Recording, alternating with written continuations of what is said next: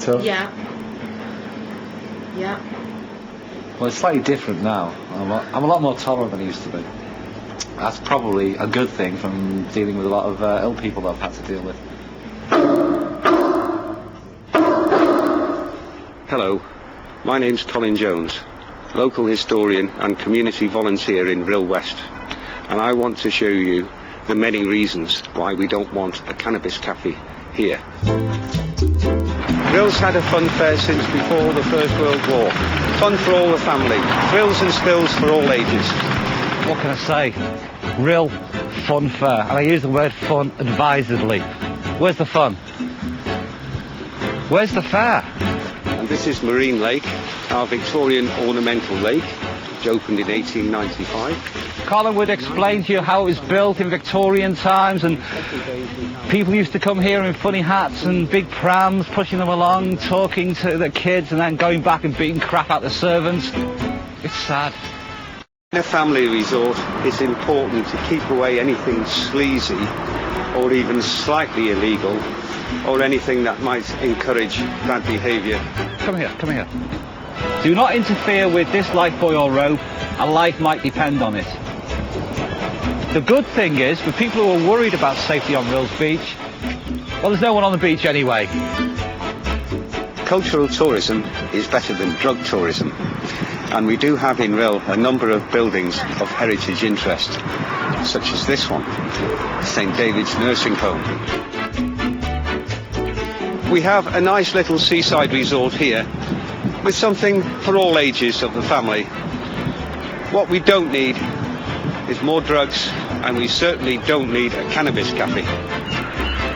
A town like this needs cannabis in my book. Cannabis is the only thing that is going to make this place bearable.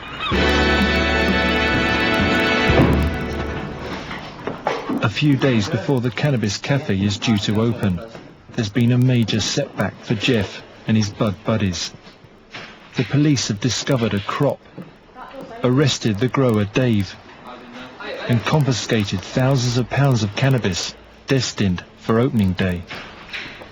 Well, you're on your way out for the day, weren't you? And Yeah, I was going out today, and I was phoned to tell me that the house had a small fire. When I returned, the fire brigade were there, and then they had to inform the police that it was used as a growing room. So the police arrived, and I was arrested at 10:30 this morning and released this afternoon. Dave's an ex-Marine, a man who's served, you know, for his country. Been in a few scrapes for Queen and country, haven't you? And man of impeccable character, pillar of the community, just believes in what we're doing. Story, so I think that we should go down to the police station and explain it to them and see what action they're going to take. That's the thing with the Bud Buddies. That's what I've always said, is that if a grower gets caught, the Bud Buddies are there for him. We all know the risks. And will you be hoping that the people that you supply, you know, medicinal users will back you up? I know they will. I know they will. They've all said they will. They're all willing to. Lawrence, who we saw a couple of weeks ago, more than happy to. If he could walk into court, he would. He can't, because he's got no legs. All right. Okay, catch you later. You will indeed. You will indeed. Once again, Jeff is to implement his bud buddies' scheme. All the suffragettes had criminal records. People who fought against slavery, all them had criminal records. We're no different. How many times have we been out to war because of a principle? Exactly. Oh, it's closed. Great.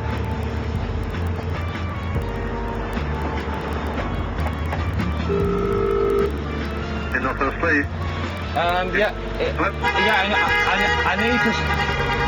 Sorry, some idiot in the car. I need to speak to someone about someone who was arrested today. I've come in to make a statement. Bear with me a second, I'll just get the number for you.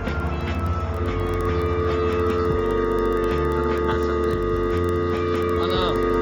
What the hell do you have to do to get arrested in North Wales? Yes, well, thank you. That was a big help.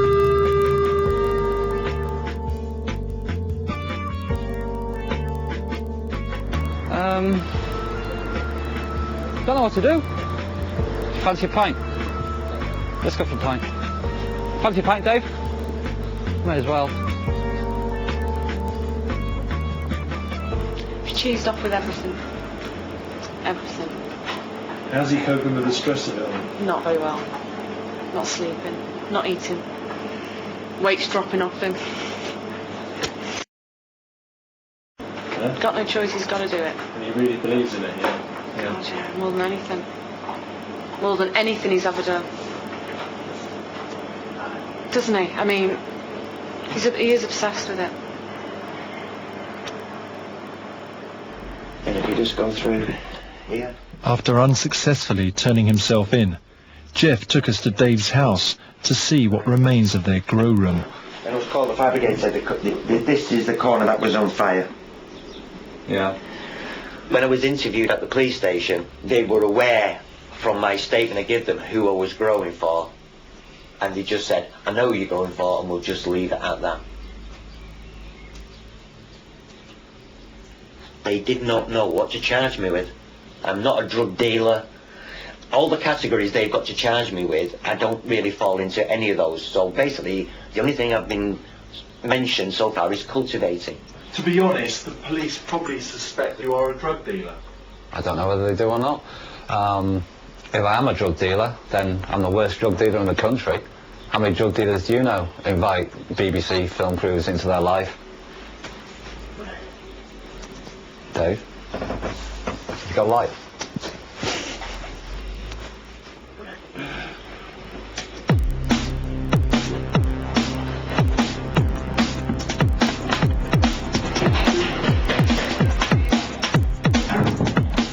It's putting Bill on the map, just like it did Stockport. The Stockport, no one heard about it. It's now got the nickname of Skunkport. So what do you think they'll be calling Will? It's a good one. I think they'll call it something like Will.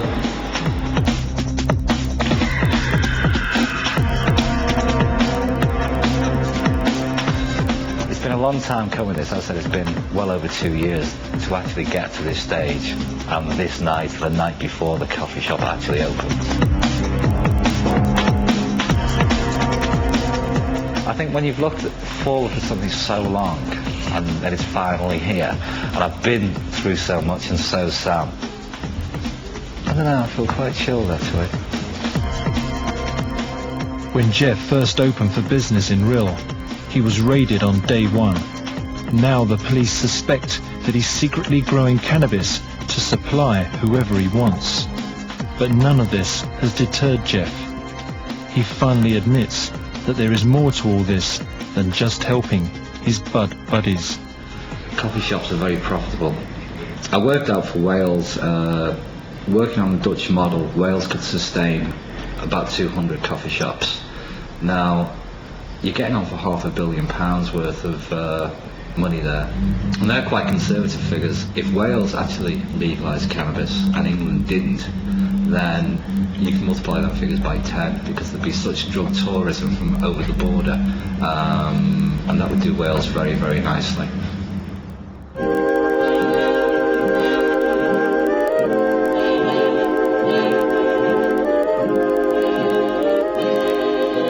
From a safe distance, we are watching Mr. Ditchfield carefully, and we're hoping that, being a cannabis user himself, he will become careless enough to make a mistake.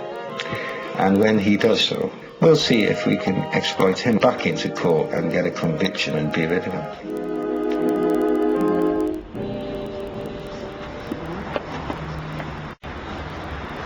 So this is it. Go and get me on job. Yeah, he was nervous this morning. Was he? So it's all bravado, really. Yeah, very much sick this morning. What? He was sick. Physically? Yeah. Oh, we didn't tell us that. Shut up! First through the door are Jeff's medicinal users. Through there. Let's go to the back. He ushers them into the private section before more able-bodied Recreational members arrive.